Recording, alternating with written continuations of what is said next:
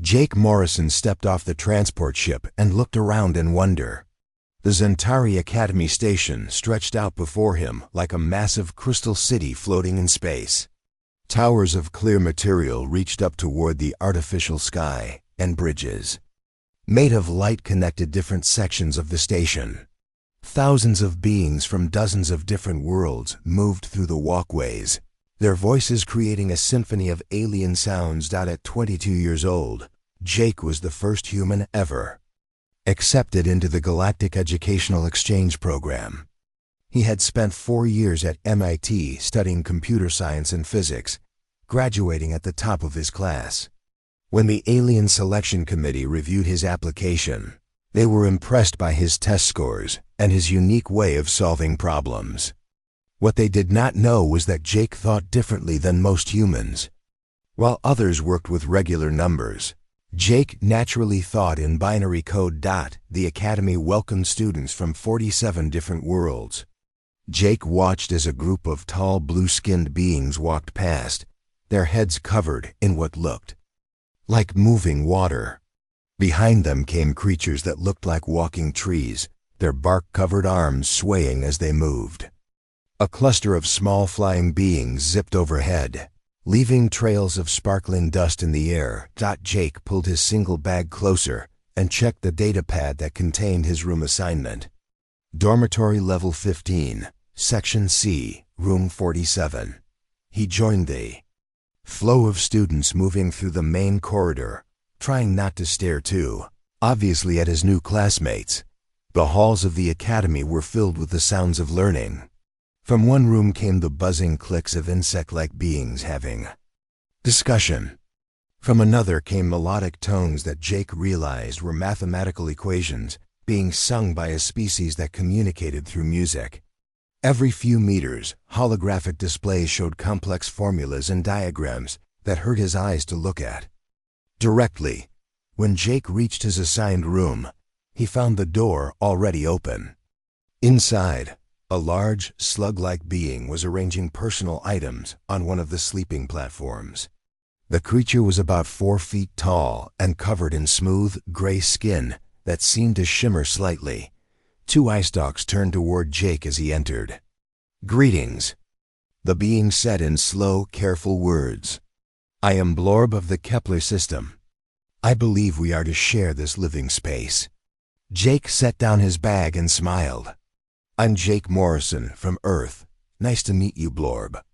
Blorb's eye stalks tilted in what Jake hoped was a friendly gesture. "Earth. Yes, I have heard of your world. You are the first of your species to attend this academy. That must bring both honor and pressure." "A little of both," Jake admitted. He looked around the room, which was larger than his college dorm back on Earth.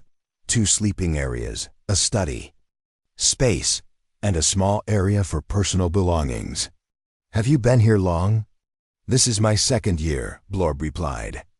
"I study quantum biology and multidimensional chemistry." "What subjects will you focus on?" "Advanced mathematics and computational theory," Jake said. "I'm particularly interested in Professor Vexthel's classes. I've heard he's one of the best teachers in the galaxy." Blorb's skin color shifted slightly, becoming a darker gray. "Professor Vexthel is indeed brilliant. He is also demanding. His species, the Zentari, have been solving complex mathematics for thousands of years. He expects all students to think as quickly and precisely as his own people do." Jake unpacked his few belongings, including his personal computer and several data storage devices. "I'm sure I can keep up. Mathematics is mathematics, regardless of what species you are." "Perhaps," Blorb said quietly. "But be prepared. Professor Vexthul does not accept failure easily, and he has little patience for what he calls primitive thinking methods." The next morning, Jake attended his first classes. The basic galactic physics course went well enough. The professor, a kind being made of what appeared to be living crystal, was patient as Jake learned to use the alien measurement systems and calculation methods. The interstellar engineering class was challenging but manageable. Jake found himself thinking of solutions that his classmates had not considered, approaches that came from his background in human computer science. It was in the afternoon that Jake attended his first advanced computational theory class with Professor Vexthal.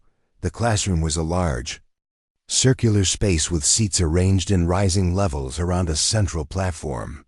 Jake took a seat near the middle and watched as other students filed in. There was Linder, a graceful being whose species lived in the oceans of their homeworld. Her movements were fluid and smooth, and Jake had learned that her people thought in terms of flowing water and currents. Kron was there too, a 6-foot-tall insect creature whose species shared a group mind.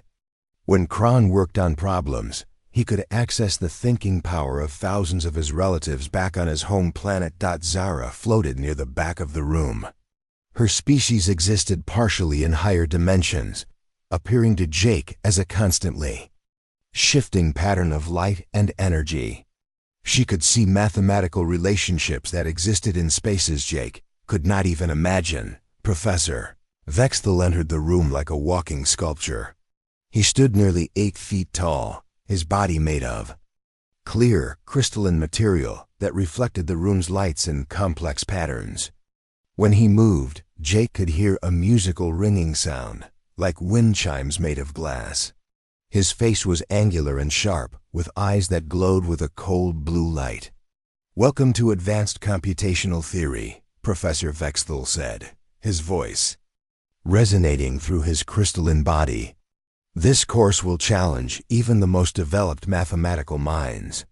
We will explore concepts that have taken my species millennia to understand fully." The professor's glowing eyes swept across the classroom, pausing briefly on each student. When his gaze reached Jake, it lingered for a moment longer than the others. "I see we have a representative from Earth," Vexthal continued. "How interesting. I have reviewed the mathematical capabilities of your species, human. Your people have made some progress in recent centuries, but you are still quite young compared to the civilizations gathered here today." Jake felt his face grow warm, but he said nothing.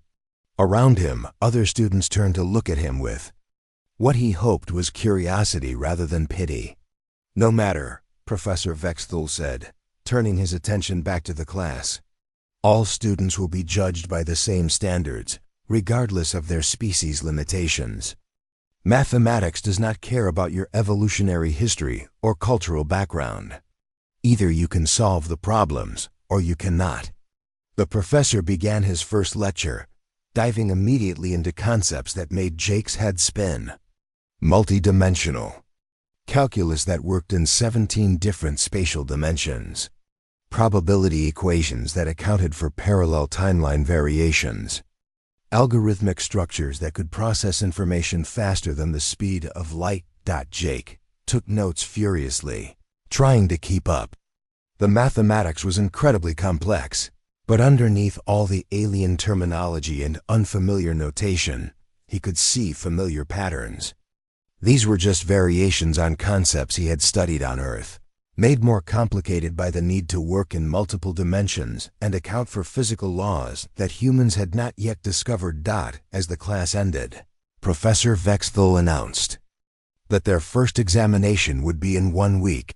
"This test will cover everything we discuss in our next 3 sessions," he said. "I suggest you all study carefully. Some of you may find the material more challenging than others." His glowing eyes found Jake again, and there was no mistaking the meaning behind his words. After the class, Jake walked back to his dormitory with Blorb, feeling both excited and nervous. The material was difficult, but he was confident in his mathematical abilities. He had always been good at finding patterns and solving complex problems. How different could alien mathematics really be? "You seem thoughtful, friend Jake," Blorb observed as they entered their shared room. "Just thinking about the upcoming test," Jake replied. "The material is challenging, but I think I can handle it." Blorb's eye stalk swiveled to look at him directly. "Be careful not to underestimate the difficulty. Professor Vexthal's examinations are known throughout the Academy for their complexity. Even students from the most mathematically advanced species sometimes struggle. Jake sat down at his study desk and opened his notebook. I appreciate the warning, but I've been solving difficult math problems my whole life. I'm sure if I study hard enough, I'll do fine. What Jake did not realize was that his confidence would soon be tested in ways he had never imagined.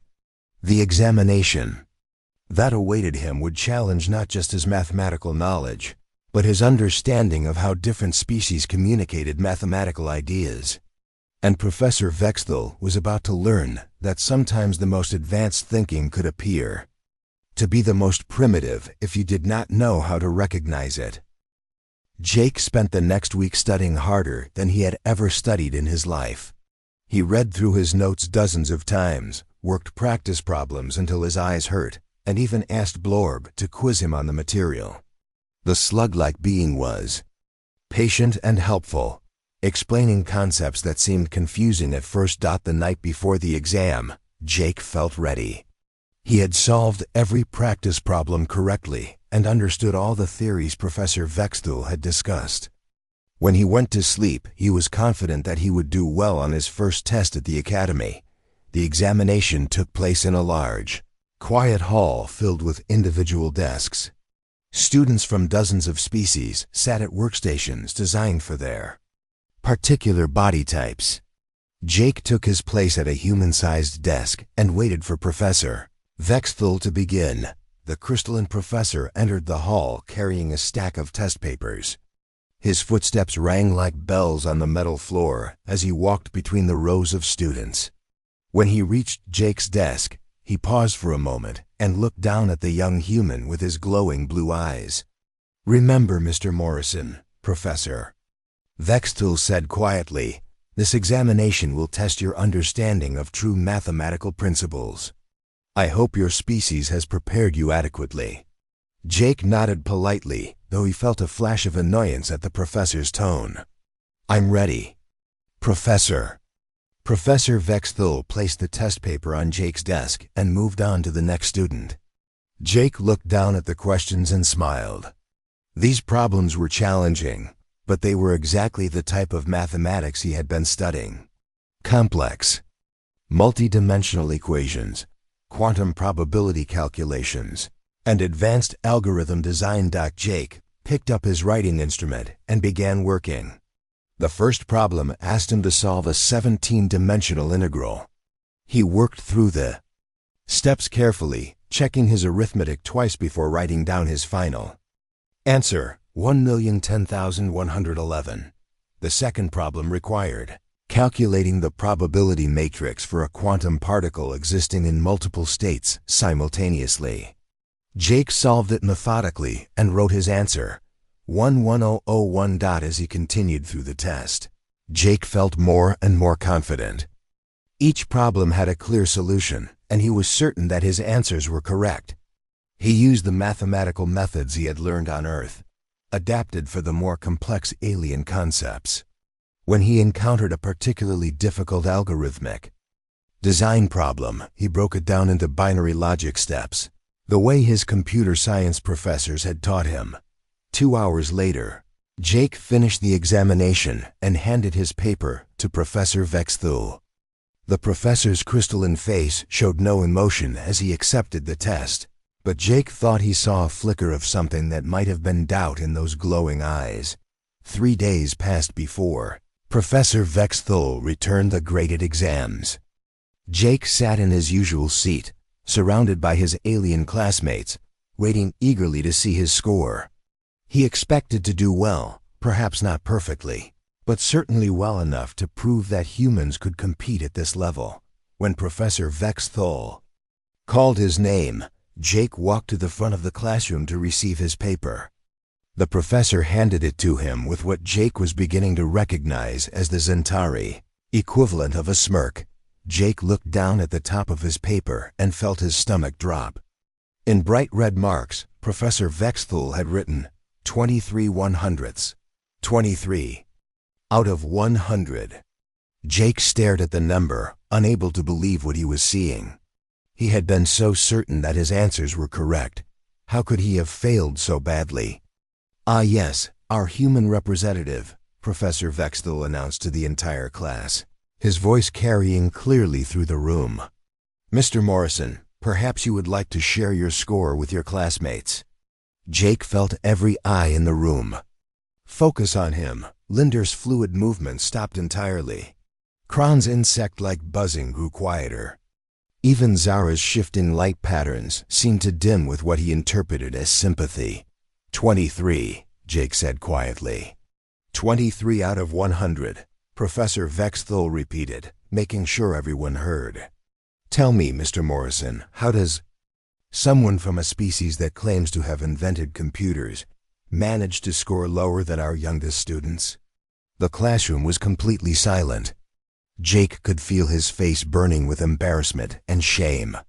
Around him, other students were looking at their own papers, and he could see scores in the 80s and 90s. Linder had scored 94. Kron had achieved 89. Even the normally struggling Biff, a tree-like being from a low-gravity world, had managed a 67. "I don't understand, Professor," Jake said, his voice barely above a whisper. "I thought I solved the problems correctly. Maybe I made some calculation errors?" Professor Vexthal's crystalline body rang with what Jake now recognized as laughter. "Calculation errors? Mr. Morrison, look at your answers. Do you see anything that resembles actual mathematics?" Jake looked down at his paper. Every problem was marked with a large red X next to his answer of 1,010,111 for the first problem. Professor Vexthal had written correct answer, 87, in sharp angular letters, next to his answer of 11,001 for the second problem. The professor had written correct answer, 25. "Perhaps," Professor Vexthal continued, his voice growing louder so that everyone in the class could hear, "your species is not as mathematically advanced as your application suggested. Tell me, do humans still count on their primitive fingers when the mathematics becomes too difficult?" Several students made sounds that Jake recognized as their species' versions of laughter. The musical beings created harsh, discordant notes. The insect-like students buzzed in a pattern that sounded mocking. Even some of the usually polite crystalline beings chimed in with sounds of amusement. Jake wanted to defend himself, to explain that he had worked hard and that his answers felt right to him. But faced with the evidence of his failure and the laughter of his classmates, he simply nodded and returned to his seat. The humiliation continued over the following weeks. Every few days, Professor Vexthal would give another quiz or test, and every time, Jake would score in the 20s or 30s, while his classmates achieved much higher grades. The professor began using Jake as a regular example of mathematical inadequacy. "As we can see from Mr. Morrison's latest attempt," Professor Vexthal would say, holding up Jake's paper for everyone to see, "some species simply lack the evolutionary development necessary for advanced computational thinking. Or, unlike certain primitive civilizations represented in this classroom, advanced species understand that multidimensional mathematics requires more than basic arithmetic. Or, of course, those with properly evolved mathematical minds would immediately recognize the solution to this problem. Others might find themselves confused by concepts that transcend simple counting methods." Each comment was like a knife in Jake's chest. He began to dread going to class, knowing that Professor Vexthal would find new ways to highlight his failures in front of everyone. His confidence, which had carried him through 4 years of challenging studies on Earth, crumbled a little. More each day, other students began to treat him differently too. Where once they had been curious about the first human at the academy, now they seemed to regard him with a mixture of pity and embarrassment. Conversations would stop when he approached groups of classmates. Study sessions that had once included him now seemed to happen without his knowledge. Only Blorb remained consistently kind. The gentle slug-like being would listen patiently as Jake vented his frustrations in their shared room each evening. "I don't understand what I'm doing wrong," Jake said one night, staring at yet another failed test. I know I'm solving these problems correctly. The mathematics make sense to me. But somehow, every answer I give is marked as completely wrong. Blorbs! Istock swiveled to look at Jake with sympathy. Mathematics can be expressed in many different forms, he said slowly. Perhaps there is a communication problem rather than a knowledge problem. What do you mean? Jake asked. Different species often approach the same mathematical concepts in different ways, Blorb explained. My people, for example, think on base 8 because we have 8 major nerve clusters. The crystalline beings like Professor Vexthul use base 12 because of how their society developed. Most galactic standard mathematics is done in base 10 because it is the most common system among spacefaring species. Jake nodded, but he still did not understand why this would cause such massive errors in his work. He was getting the right answers, he was certain of it. The numbers just looked wrong when Professor Vexthul wrote them on the board. I'm starting to think maybe I don't belong here, Jake said quietly.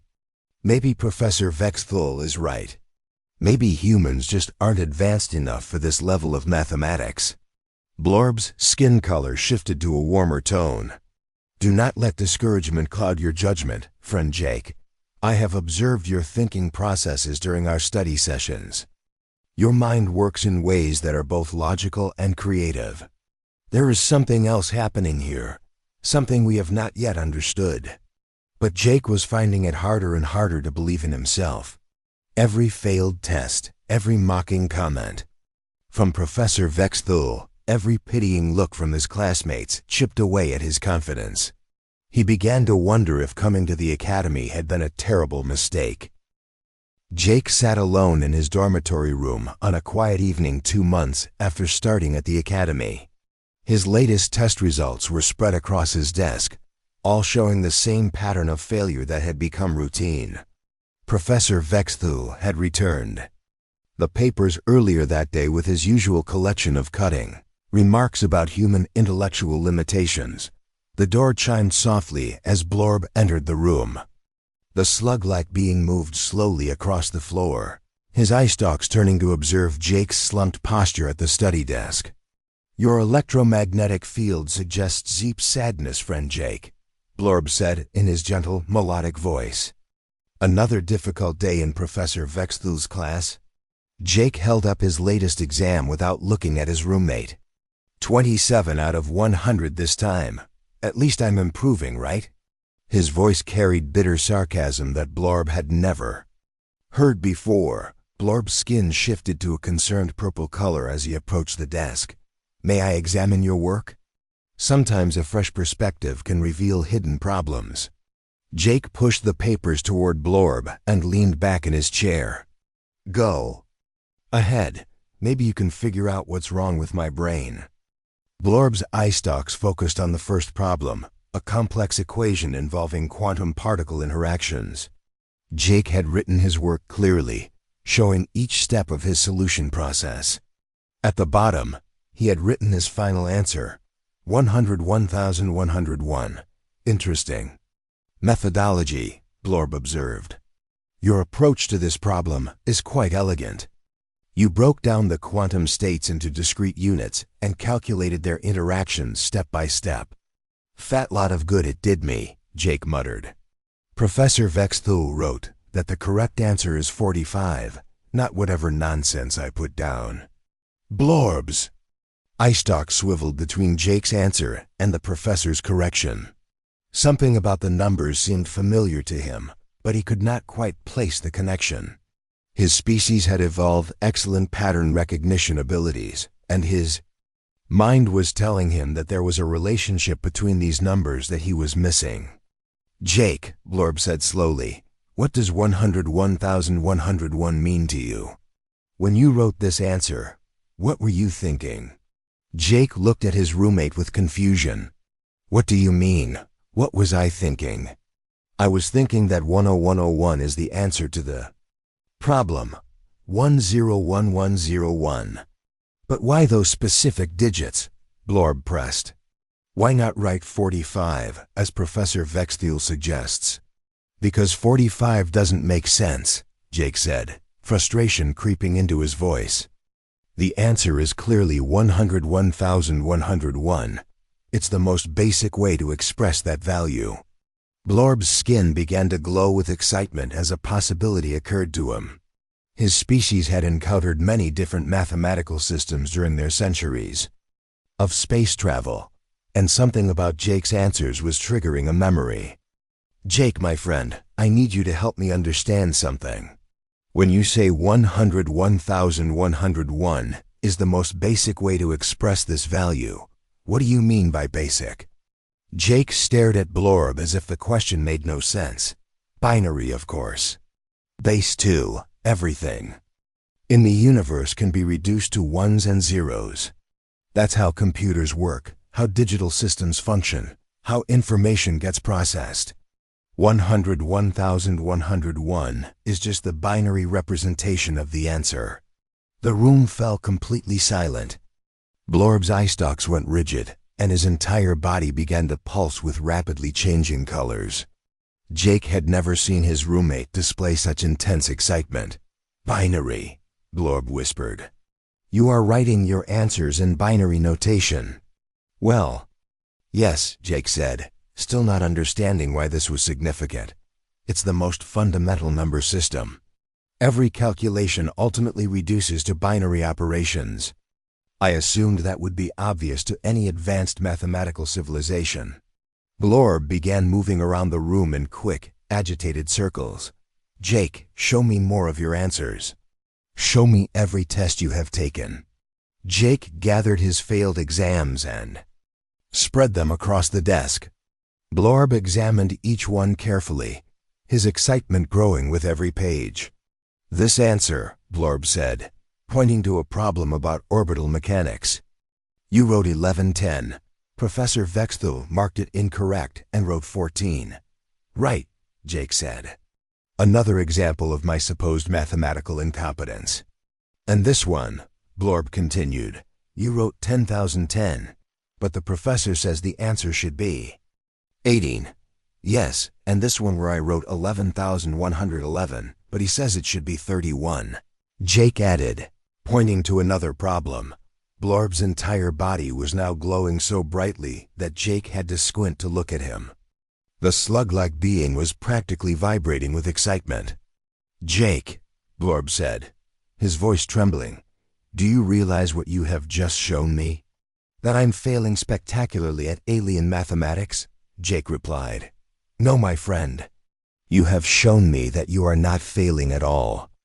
Blorb moved closer to the desk and pointed at Jake's answer of 1110. In your binary system, what value does 1110 represent when converted to base 10?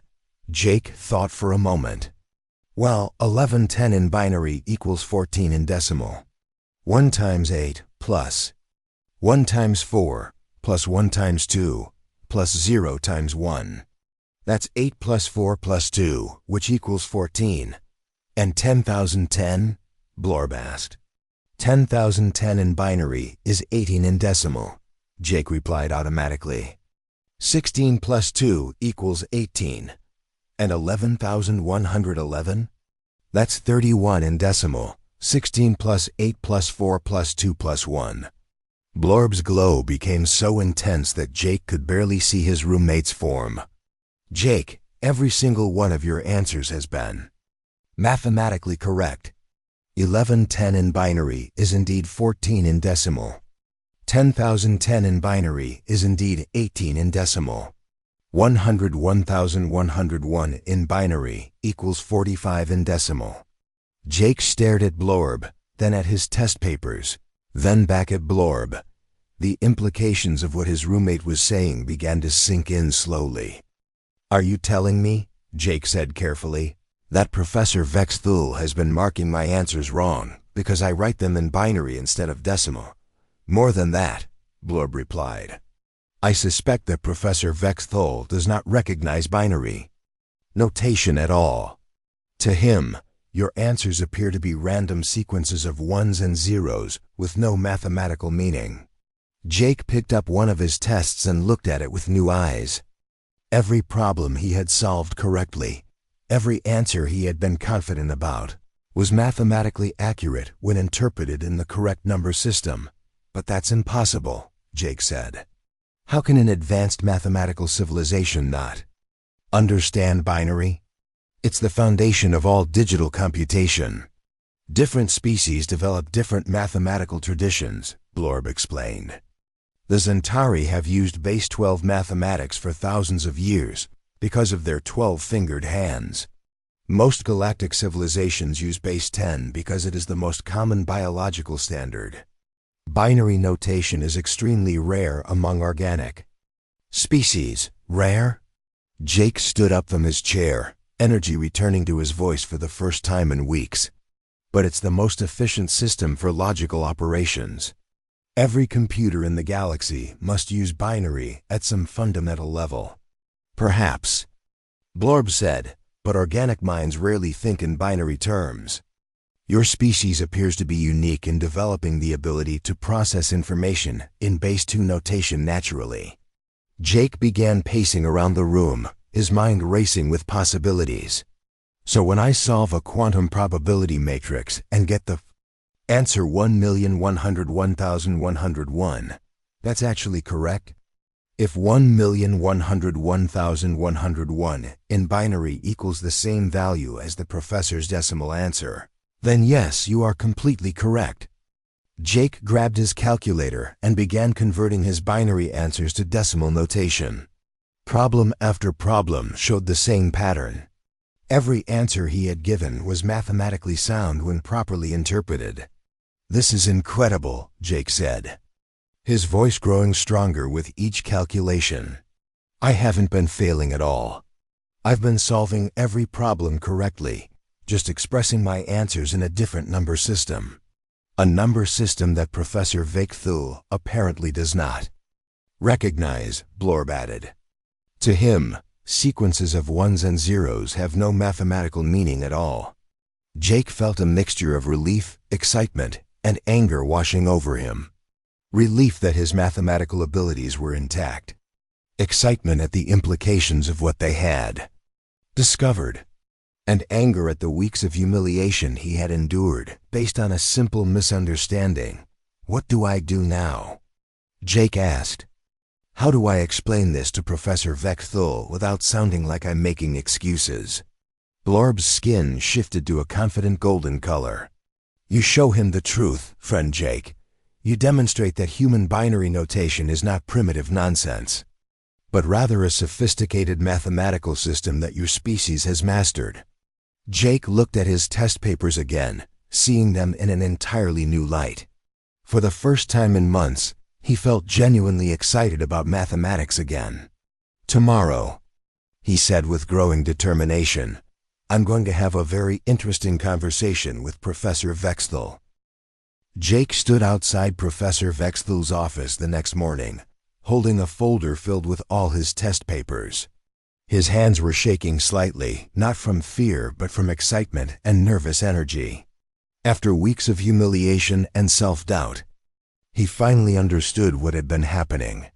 Now he had to convince the most arrogant professor at the academy that he had been wrong about human mathematical abilities. The office door was made of the same crystalline material as Professor Vakethul himself. Jake could see through it into the room beyond, where floating holographic equations danced in the air around the professor's desk.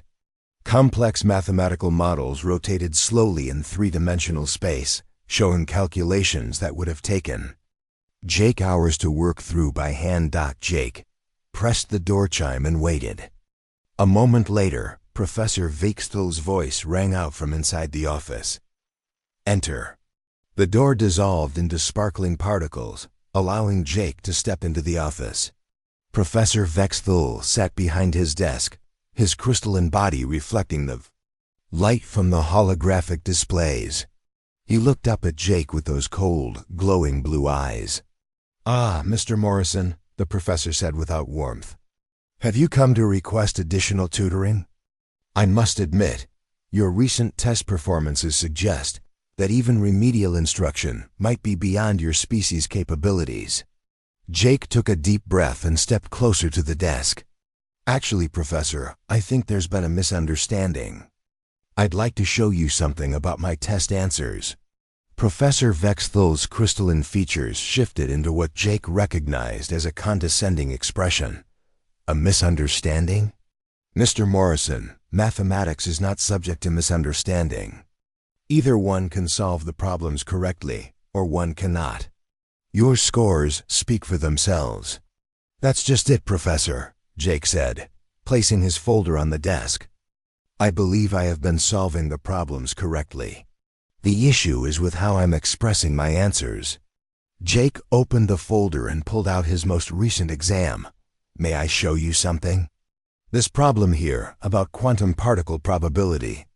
Matrices. You marked my answer as incorrect, but I'd like to demonstrate something. Professor Vexthel leaned back in his chair, his body chiming softly with what Jake had learned was the Centauri equivalent of a sigh. Very well. Explain to me how writing random sequences of ones and zeros constitutes a mathematical solution. Jake pointed to his answer on the paper. This isn't random, Professor. I wrote 1,101,101 as my answer. You marked it wrong and wrote that the correct answer is 45. Yes, Professor Vexthel said impatiently. 45 is indeed the correct answer. Your response of 1,101,101 is meaningless. Jake pulled out his personal calculator and set it to binary mode. Actually, Professor, 1,101,101 isn't meaningless at all. It's written in binary notation. Watch this. Jake began entering the binary number into his calculator. 1,101,101 in binary equals 45 in decimal. Professor Vexthel's glowing eyes focused intently on the calculator display. His crystalline body made a sharp ringing sound that Jake had never heard before. Show me another, the professor said quietly. Jake flipped to a different test. This problem about orbital mechanics. I wrote 1110. You said the answer should be 14. He entered the numbers into his calculator. 1110 in binary equals 14 in decimal. The ringing sound from Professor Vexthel's body grew louder. Jake could see lights flickering rapidly inside the crystalline structure, as if the professor's mind was working at incredible speed. And this one, Jake continued, turning to another page. I wrote 10,010. You said it should be 18. 10,010 in binary equals 18 in decimal. Professor Vexthel stood up abruptly, his tall form towering over Jake. You are claiming that these sequences of ones and zeros represent actual mathematical values? Yes. Professor, binary notation is base 2 mathematics. Every digit can only be a 1 or a 0, representing on or off, true or false. It's the foundation of all digital computation. The professor moved around his desk to stand directly in front of Jake. Explain this binary notation to me. Jake's confidence grew as he realized that Professor Vexthel was genuinely interested rather than dismissive. Binary works just like decimal, but instead of using 10 digits, it only uses 2. Each position represents a power of 2 instead of a power of 10. Jake pulled out a piece of paper and began writing. For example, the number 1101 in binary. The rightmost digit is the 1's place, the next is the 2's place, then 4's, then 8's. So 1101 means 18 plus 14 plus 02's plus 11. That equals 8 plus 4 plus 0 plus 1, which is 13 in decimal. Professor Vexthel studied the paper carefully. And your species naturally thinks in this base 2 system? Many of us do, Jake replied. Our computers work in binary, so we learn to think in binary too. It's actually more efficient for certain types of logical operations. The professor returned to his desk and activated a holographic display. Show me how you would solve this problem using your binary notation. The display showed a complex equation involving multidimensional calculus. Jake studied it for a moment, then began working through the solution step by step, explaining his reasoning as he went.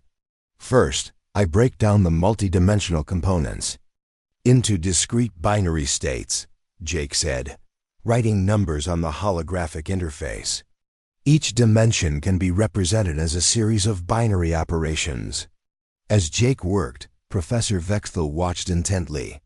The professor's body had stopped making the ringing sounds, and his usual arrogant posture had been replaced by focused attention. The quantum probability calculations reduced to binary logic gates, Jake continued. True or false, 1 or 0, particle present or particle absent. When you approach it this way, the mathematics becomes much cleaner. Jake finished his calculations and wrote his final answer, 10,111,011, in decimal notation. Jake said, "That would be 187. Professor Vexthal ran the same problem through his own calculations using traditional Zentari mathematics. After several minutes of complex holographic manipulations, he arrived at his answer. 187, the professor said quietly. Jake felt a surge of satisfaction. Exactly. Same answer, just expressed in different number systems. Professor Vexthal sat down heavily in his chair. For the first time since Jake had met him, the arrogant professor looked uncertain. Mr. Morrison, the professor said slowly, if what you are showing me is accurate, then every test answer you have given has been mathematically correct. Yes, Professor. I've been solving the problems right all along. The only issue was that you didn't recognize binary notation. The professor's crystalline form began changing colors, cycling through patterns that Jake had never seen before. This is unprecedented. In all my years of teaching, I have never encountered a species that naturally thinks in base 2 notation. Jake pulled out more of his test papers. Would you like me to convert all my previous answers? I think you'll find that every single one is correct when properly interpreted. For the next hour, Jake systematically went through every exam he had taken, converting each binary answer to decimal notation. Professor Vexthal checked each conversion, his amazement growing with every correct result. This is remarkable. The professor finally said, your approach to quantum probability matrices is actually more elegant than the traditional methods I have been teaching. By reducing everything to binary states, you eliminate several steps that other species require. Jake felt years of mathematical confidence flooding back into him. Binary logic is incredibly powerful once you understand it. My species has built our entire technological civilization on binary computation. Professor Vexthal stood up and walked to the large window that looked out over the Academy station. Mr. Morrison, I owe you an apology. I have spent weeks ridiculing your mathematical abilities when in fact you were demonstrating a level of computational sophistication that I had never encountered. You couldn't have known, Professor, Jake said diplomatically. Different species develop different mathematical traditions. The professor turned back to face Jake. That is no excuse for my behavior. I allowed my species' prejudices to blind me to the possibility that your methods might be valid, even superior in some cases. Professor Vexthal moved to his desk and began making notes on a holographic display. I would like to propose something. Mr. Morrison, would you be willing to present your binary calculation methods to the entire advanced mathematics faculty? I believe other professors would be very interested to learn about human computational thinking. Jake smiled, feeling truly confident for the first time since arriving at the Academy. I'd be honored, Professor. There is one more thing, Professor Vexthal said. I will need to recalculate all your previous test scores. Based on what we have discovered today, your academic standing will be quite different. As Jake left the professor's office later that day, he felt like he was walking on air. Not only had he proven that his mathematical abilities were sound, but he had also opened Professor Vexthal's eyes to an entirely new way of thinking about computation. The humiliation of the past weeks was finally over. News of Jake's discovery spread through the academy faster than light through a quantum tunnel. Within 3 days, every student and professor on the station was talking about the human, who had been solving problems in a number system that most of them had never heard of. The story grew with each telling, but the core facts remained the same. Jake Morrison had been answering every question correctly while his professor thought he was writing nonsense. Professor Vexthal called for a special assembly in the Academy's Great Hall. The massive amphitheater could hold over 2,000 beings, and every seat was filled. Students floated, perched, stood, and arranged themselves according to their species' needs, all eager to witness what was being called the most important mathematical presentation in recent Academy history. Jake stood backstage, feeling nervous butterflies in his stomach. Through a gap in the curtains, he could see the enormous crowd waiting for him. There was Linder with a group of her aquatic classmates, their skins shimmering with excitement. Kron sat with other hive-minded beings, their collective consciousness buzzing with anticipation. Even Professor Chun from the engineering department had come, along with faculty members Jake had never seen before. Blorb appeared beside him, moving with his characteristic slow grace. "How are you feeling, friend Jake?" "Terrified," Jake admitted. "A few weeks ago, I was the Academy's biggest failure. Now I'm supposed to teach mathematics to professors who have been solving equations since before my species discovered fire." "You are not teaching them mathematics," Blorb said gently. "You are showing them a new way to think about mathematics. There is a significant difference." Professor Vexthal approached them, his crystalline form glowing with what Jake now recognized as excitement rather than arrogance. "Mr. Morrison, are you ready? The entire faculty is present, along with students from every department." Jake nodded, though his mouth felt dry. "As ready as I'll ever be, Professor." The three of them walked onto the stage together. The great hall fell silent as Jake stepped up to the presentation podium. Above him, holographic displays activated, ready to show his calculations to the entire audience. "Fellow students and esteemed faculty," Professor Vexthal began, his voice carrying clearly throughout the hall. "For the past several weeks, I have made a grave error in judgment. I have ridiculed and dismissed a student based on my own ignorance and prejudice." A murmur of surprise ran through the audience.